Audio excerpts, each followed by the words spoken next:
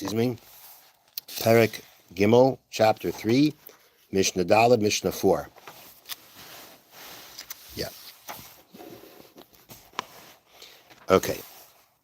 Ein kaisvin shtarei chay b'mayid. Yesterday we began talking about certain documents that you may write, under which circumstances you may write documents which need a professional, type of skill to do them. And we spoke about that in situations where, without writing them, there would be a loss, that you're allowed to write them. And now the Mishnah continues with that discussion. Ein kaisvin shtarei chay b'mayid. We do not write documents of debt, IOUs, on Chol Hamoed. Meaning, if two people one person borrows money from the other, they trust each other, the documentation is kind of extra. So in that situation, you can wait till after Yontif to do it. And therefore we say, don't write the loan document until after Yontif. Let's say you don't trust him. Let's say the person wants to borrow the money, you don't trust him. You're not going to lend him the money without documentation. And he needs that money. That person needs that money already on Chol Hamoed. So he's needed the money, but you're not going to give it to him unless he does an IOU. Or if, let's say, the scribe, the person who's going to do the writing of the document, he doesn't have what to eat, meaning he's desperate for the money. He's desperate for the money. Some say desperate to the point that he literally has nothing without this. Or some say he doesn't have enough for Yontif, to celebrate Yontif without this money. But the point is that in situations where the scribe, the person who's writing the document, won't have any, needs the money, then we say areza yichtay. Then you're allowed to write it. In situations either again, you don't trust the guy, he won't get the loan unless you write it, and he needs it. Or it's the scribe who needs the money in order to make a living, to be able to have money to eat and to have yontif, then we say you could write it. Next. Ein kaisvin sfarim tefillin umezuzis b'mayed. No writing sefer Torahs, tefillin, or mezuzis on Chol Hamoed. If you are what we call a sefer, and this is what you do, or this is what you can do, you do not write these things on Chol Hamoed. Now, the point here is that even though it's a mitzvah, right? Writing these things are for the purpose of doing a mitzvah. Nonetheless, if we're according to this Tana, according to this opinion, even though it's for a mitzvah, at the end of the day, you cannot write these things. They magian ois achais. You can't even fix one letter. Let's say just one letter in the Sefer Torah needs to be fixed. You can't fix it. Afila b'Sefer Azara. Even we're talking about the Sefer Torah in the Beis HaMikdash, that the Kohen Gadol, the high priest, used on Yom Kippur to read from. That's how important we're talking about. That's how important the Torah is. Yeah. And for some reason you have to the Chol Hamoed before fix it. I'm not sure why you have to wait why it has to be done Chol Hamoed. I think it's just giving an example. No matter what the situation may be, no matter what kind of Sefer Torah we're talking about, you cannot even fix one letter of it. Now, let's just put together here what this opinion holds. According to this Tana, professional work is forbidden even for the sake of a mitzvah, such as tefillin and mezuzahs. Right? Definitely need a professional skill to write these things. This is true even if the scribe is writing these articles for his own use and not to sell to others. Not to have a business; it's for his own use. He needs it for himself. Nonetheless, you can't. It's a ma'aseh woman. It's a craft. You can't do it on Chol Hamoed. Now, then the Mishnah is saying you can't even fix a Torah that they would need in the Beis HaMikdash. The Mishnah refers to a case in which the community will not need the Torah scroll during the festival. If, however, a community needs to have a Torah scroll written or to have an old one corrected, so that they will have one available for their public Torah readings, they may do so. So that's a big caveat. It's a big point. If we're talking about where not an individual, but a tzibur, a community, needs a Sefer Torah, then we say you can do it. This is because even professional labor, such as writing a Torah scroll, or even fixing one, is permitted on Chol Hamoed for communal needs, but not for the needs of an individual. If you need tefillin, according to this opinion, you need tefillin, still can't write it, provided that the public will benefit from the work during the festival. It has to be a communal need, and it has to be that the community is going to need it for Yontif, for Chol Hamoed. Then we say, okay, then you can write the Sefer Torah, but otherwise, even though it's for a mitzvah, if it's for an individual, no matter what, or if it's a community that doesn't need it for Yontif or for Chol Hamoed, can't do it. Okay.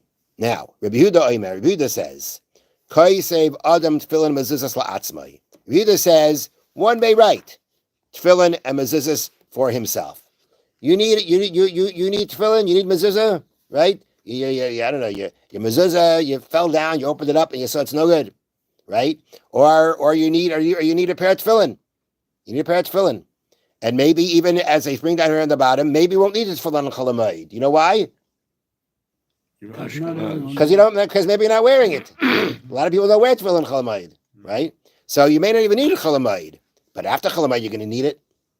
Tefillin and mezuzahs are things they bring here on the bottom that the Mishna has been discussing specifically tefillin and mezuzahs, whether you can or cannot. But when Rabbi Yehuda says you can write tefillin and mezuzahs, that's because tefillin and mezuzahs are something people need often. They need it. They need it often, and probably in those times these things wore out quicker too, and therefore this is where Yehuda says that if you're doing it for yourself, not for sale. If you're writing it to sell, that you can't do. But you're doing it for yourself, even though it's a ma'aseh woman, it's a craft to do it. Nonetheless, the halacha is that you can write it even for yourself on Chol Hamoed. Okay, so I bring that here. I'll just read it to you. As a general rule, professional work is forbidden even for mitzvah purposes. Tefillin and mezuzahs are exceptions to this rule because they are needed constantly, and a person cannot go even a short time without them. Lots of people need it. You can't go too long without them, and therefore, this kind of professional work for the sake of this kind of mitzvah is going to be permissible. So that's the first example Rabbi Yehuda says.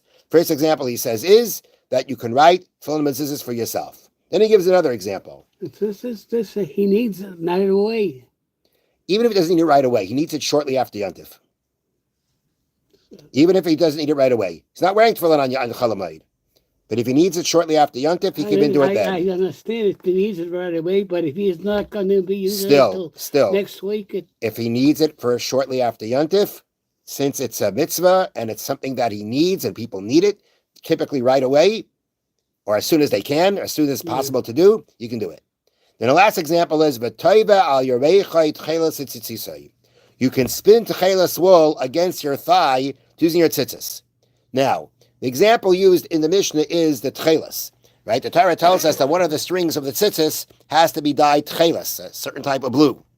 So, for some reason, Rabbi Yehuda talks about the tchelas string, but it applies to all the strings of the tzitzis. And that is, if you're going to need to make tzitzis for yourself on Chol Hamoed, and we're going as far as to make the strings, not just talking about, tying them on, making the strings. Okay, he says you can make them, right? It's a mitzvah and you need it, but you have to do it on your thigh. Meaning, typically, you would, if you want to spin something, you're going to use a spindle, right? Or you'll do it between your fingers. That would be the typical way of doing it.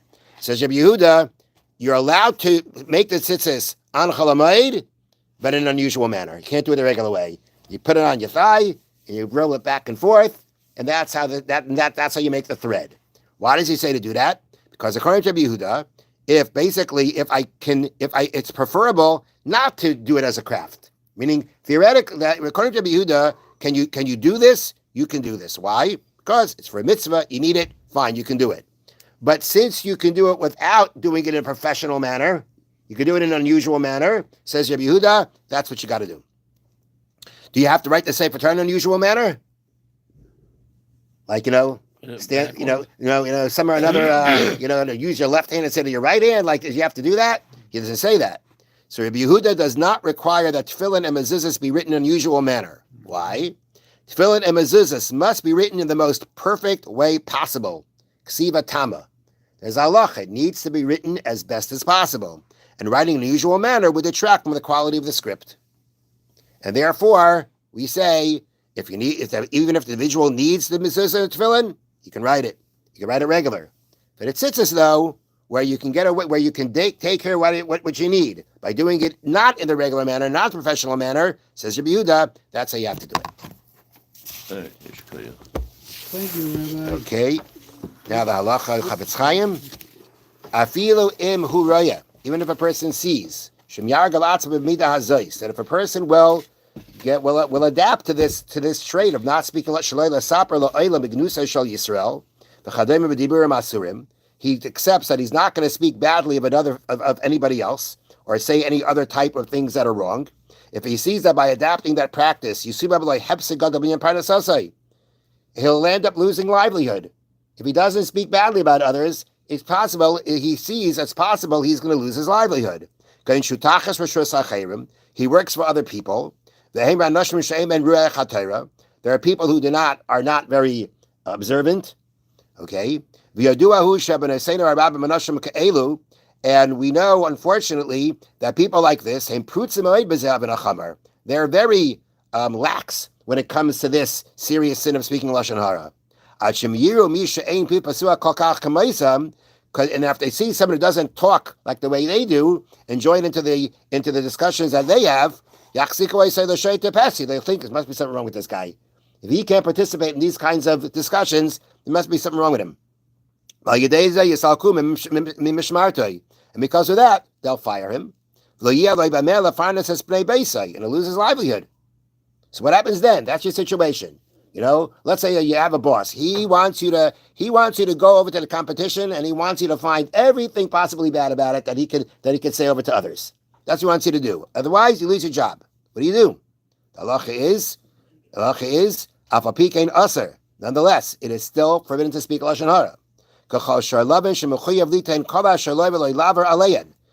Aruch says, if it's a question of transgressing a prohibition or giving up all your money, you have to give up all your money in order not to do a transgression. And so Chofetz Chaim is saying the same thing applies to lashon hara. Have a wonderful day and a wonderful Shabbos and Yontif. Thank you. Thank you.